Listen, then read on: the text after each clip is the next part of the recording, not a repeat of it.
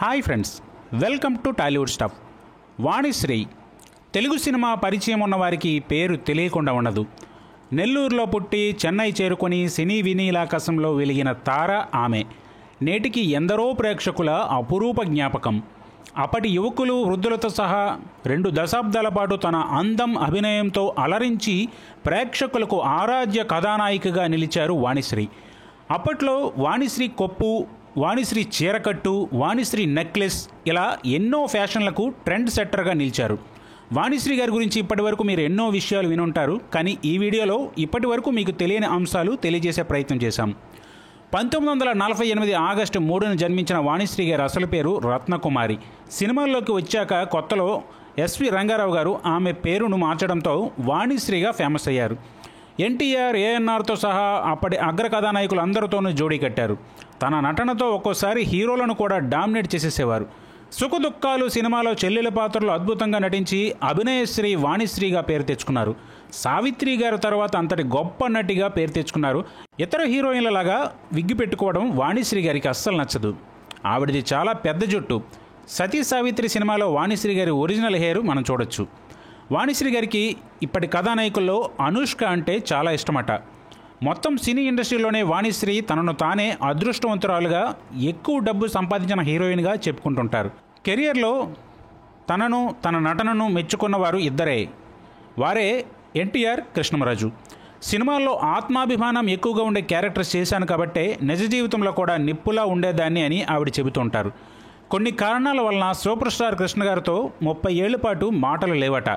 Makeup వల్లనే తను famous కాబట్టి దానికోసం ఏకంగా 3 గంటలు కేటాయించేవారట.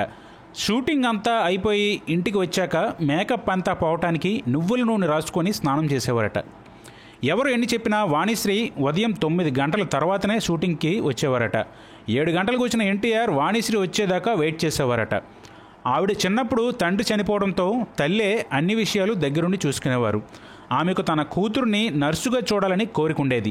అయితే 13 ఏళ్ల వయసులో వాణిశ్రీ గారు ఆంధ్ర మహిళా సభలో భరతనాట్యం కోసం చేరారు. ఓ కల్చరల్ ప్రోగ్రాంలో ఆమె డ్యాన్స్ని చూసిన కృష్ణమూర్తి, నాగయ్య గారు ఈ అమ్మాయి సావిత్రిలా ఉందని ప్రశంసించారు. అప్పటికప్పుడే సినిమా ఆఫర్ ఇచ్చారు. ఆ తర్వాత 2 ఏళ్లకు హీరోయిన్గా రంగప్రవేశం చేశారు వాణిశ్రీ గారు. వాణిశ్రీ గారు మేకప్ లేకుండా తీసిన చిత్రం గోరంత దీపం. ఈ సినిమా ఎంతో హిట్. అయితే ఆడియన్స్ అది కూడా ఒక రకమైన మేకప్ అనుకున్నారని వాణిశ్రీ గారు చెబుతుంటారు. 16 ఏళ్ల పాటు మంచి టాప్ పొజిషన్లో ఉన్న వాణిశ్రీ హఠాత్తుగా రిటైర్మెంట్ నిర్ణయం తీసుకున్నారు. మరి ఆ నిర్ణయం వెనుక పెద్ద కారణమే ఉంది. అదేంటో ఇప్పుడు చూద్దాం. ఒకసారి ఎన్టీఆర్తో ఎదురులేని మనిషి సినిమా షూటింగ్లో ఒక సీన్లో కొంత వల్గారిటీ ఉండటం ఆమెకు నచ్చలేదు.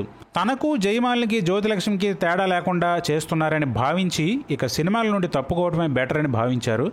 ఈలోగా వాణిశ్రీ గారి ఫ్యామిలీ డాక్టర్ తనను పెళ్లి చేసుకుంటాను అంటూ ముందుకు రావడంతో మొదట ఇష్టం లేకున్నా పెద్దల మాట మేరకు పెళ్లి చేసుకున్నారు.